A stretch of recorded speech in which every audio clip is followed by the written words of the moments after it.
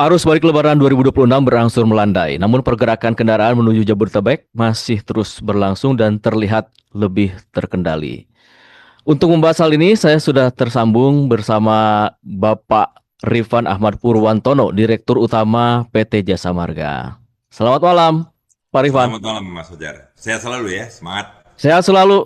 Bapak sehat selalu, Pak. Alhamdulillah sehat. Bapak mudik juga, Pak? Enggak tuh. Wah, Justru standby. belum Standby terus ya, merasakan Pak? mudik, ya belum Belum merasakan mudik bersatu. karena masih bertugas sampai dengan besok, insya Allah. Luar biasa. Baik, Bapak, langsung aja ya, Pak ya. Saat ini Bapak berada di Jasa Marga Toll Road Command Center. Nah, bagaimana Pak situasinya? Apakah bisa disebut waktunya puncak arus balik malam ini, Pak? Ya, perkiraan memang bisa menjadi arus puncak, arus balik gitu ya. Tetapi kalau dilihat dari pergerakan ya, bahwa sampai dengan 19 nanti, 19 tadi kita sudah mencapai 2,9, ini sudah 86%. Artinya dengan ketinggi ketika tanggal H plus 3 24 yang mencapai 256.000, kemudian terus berangsur di tanggal 26 dan 27 ketika kami memberikan diskon tarif tol, itu tumbuh signifikan dari 180.000 yang perkirakan, ternyata tumbuhnya 190.000 Mas. Dan kemudian yang di tanggal 27 kami berikan 190.000 ternyata mencapai 204. Kembali lagi sampai dengan tadi pukul 6 ternyata sampai juga 212.000. Nah, hal inilah kemudian melihat bahwa potensi di hari ini terakhir mencapai sekitar 200.000, namun ini dari 14% yang tersisa juga biasanya terdistribusi sampai dengan Senin, Selasa, Rabu, apalagi kita tahu bahwa minggu ini akan ada libur kembali di hari Jumat yang akan datang. Lalu Pak, bagaimana evaluasi arus mudik dan arus balik tahun ini, Pak? Ya, dalam proses H-10 sampai dengan H plus 10, beberapa hal yang kami evaluasi terutama terhadap himbauan kami di H-3 yang lalu. Tentu kita tahu bahwa ketika H-3 yang harusnya dihindari, tapi tidak bisa dipungkiri karena mungkin bertepatan dengan waktu libur dan sebagainya, sehingga muncul puncak 270.000. Itu puncak tertinggi dalam sejarah gitu ya. Dan pada waktu itulah kemudian kami memprediksi bahwa nantinya di H-3 juga akan mencapai tertinggi di 280.000. Dan Kementerian Perhubungan, Korlantas Polri juga kami juga menghimbau kepada masyarakat untuk menghindari tanggal 24. Dan kami mengabarkan apresiasi karena ternyata mengikuti ya, melakukan pergeseran atau distribusi terhadap ke arus balik, dan bergeserlah dari tanggal 24 menjadi tanggal 25, 26, 27, dan insya Allah juga nanti termasuk di tanggal 29 yang akan datang. Dan beberapa hal yang kami perhatikan diantaranya adalah rest area. Rest area ini terutama ada dua, rest area 57 dan 62. Dan kemarin kami juga ada diskusi dengan Bapak Menteri Pekerjaan Umum maupun Pak Menteri Perhubungan yang memastikan bahwa rest area ini juga nanti harus disiapkan kembali untuk lebaran yang datang. Dan tidak kalah menarik adalah dengan adanya ruas fungsional yang ternyata sangat bermanfaat di dalam arus mudik balik, sehingga dapat mengurai kepadatan di beberapa lokasi maupun juga mempercepat pencapaian masyarakat ke lokasi atau ke kota-kota yang menjadi kota tujuan yang melakukan mudik tahun 2026. Untuk salah satu yang digunakan adalah pemanfaatan teknologi ya Pak untuk mengambil keputusan mengurai kepadatan lalu lintas. Sejauh mana Pak teknologi ini efektivitasnya Pak? Bisa Ya, diceritakan nggak salah satu case tadinya Pak? ya, hari ini saya ada di JMTC, jadi Jasa Marga Toll Road Command Center. Ini adalah pusat pengendalian atau command center yang semua digunakan sebagai parameter atau pengambilan keputusan. Contoh adalah tentang traffic atau lalin yang semua kami gunakan menggunakan radar atau kamera, baik kamera yang ditingkatkan menjadi intelligent traffic analysis dan kemudian masuk dalam kriteria sebagai traffic counting.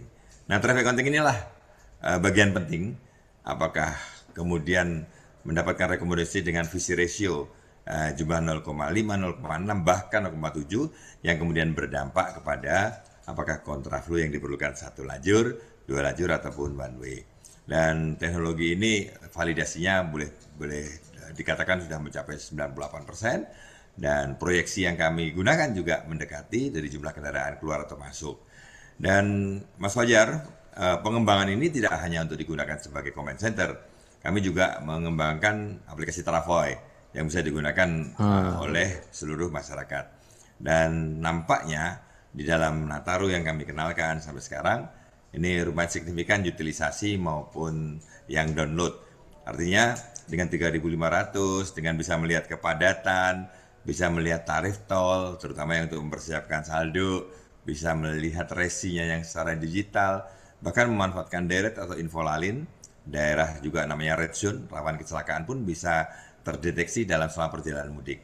Dengan pengembangan ini diharapkan tervalidasilah bahwa masyarakat bisa menggunakan, kemudian bisa mengambil keputusan apakah harus berangkat sekarang di tengah kepadatan, dan juga bisa berhati-hati saat melewati daerah-daerah yang merupakan rawan kecelakaan.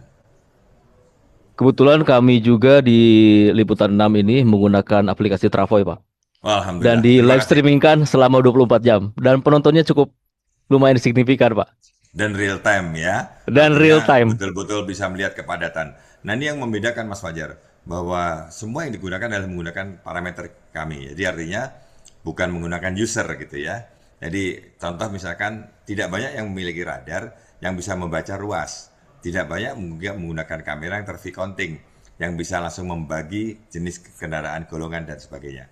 Nah, ini membuat tingkat validasinya tinggi, dan penempatan kami tidak hanya di jalan tol, bahkan juga di jalan arteri, karena potensi masuk ke jalan tol pun juga kami antisipasi. Betul sekali, Pak. Oke, Pak. Terakhir nih, Pak. Ini kan masih musim mudik ya, Pak. Musim arus balik maksud saya. Apa yang ingin Bapak sampaikan ke para pemudik ini, Pak? Ya, pengalaman dari waktu mudik maupun juga dari tahun yang lalu ya, artinya bertahun-tahun, diingatkan yang pertama adalah pastikan kendaraannya layak dipakai. Artinya dicek semuanya, kondisinya rem, ban gitu ya, radiator, karena saya lihat kami masih melihat di monitor kami masih ada yang kepanasan dan sebagainya. Padahal sekarang harusnya sudah ada radiator dari coolant ya, yang kemudian bisa menurunkan tingkat panasnya kendaraan. Yang berikutnya, setelah mobilnya siap, dirinya atau pengemudinya juga harus siap. Jangan dipaksakan kalau memang harus istirahat, atau istirahat dulu sebelum melakukan perjalanan. Nah, setelah siap, maka pilih waktu yang tepat. Gunakan Travoy, seperti tadi Mas Fajar kan, bisa memilih kapan berangkatnya, Betul, Pak. kemudian lihat kepadatannya gitu. Jadi dengan demikian akan betul-betul yang dirasakan dengan Mas Fajar juga melakukan pulang pergi kan, alhamdulillah dengan lancar gitu ya. Lancar sekali, ya. Pada saat nanti di dalam perjalanan pasti ada kebijakan atau keputusan-keputusan yang diambil oleh Korlantas maupun pemerintah. Ikutin aja, karena pasti pengaturan itu adalah pengaturan yang terbaik untuk kita semua. Dan ini penting tips untuk yang one way. Jadi pada waktu one way ternyata banyak yang masih lupa atau tidak menyadari bahwa jalur bahu jalan itu di dalam one way nanti tidak boleh untuk mendahului, juga tidak untuk berhenti gitu. Jadi kalau jadi salah kan, padahal harusnya kalaupun merasa harus berhenti tetap di kiri jalan, karena apapun kondisinya ketika one way, di sebelah kiri pasti kecepatannya harus lebih pelan daripada yang di kanan. Nah, jangan sampai di bahu jalan berhenti padahal sebagian berpersepsi kanan dan tempat mendahului. Saling menjaga ini lebih bagus, saling waspada lebih bagus, sehingga semua mudik dilakukan dengan baik, aman, bahagia, dan juga selamat. Baik, Bapak, terima kasih waktunya malam ini. Ini jam 10 malam nih, Bapak masih bersedia untuk kami wawancarai. Ya, baik pemirsa. Ya, baik pemirsa, itu tadi perbincangan kami bersama Direktur Utama PT Jasa Marga, Bapak Rifan Ahmad Purwantono. Meski secara umum arus kendaraan mulai terurai, masyarakat tetap diimbau untuk merencanakan perjalanan dengan baik, memanfaatkan informasi lalu lintas terkini, serta menjaga keselamatan selama di perjalanan. Kami akan terus menghadirkan informasi terbaru seputar arus balik untuk Anda. Saya Fajar Syahbana pamit, sampai jumpa.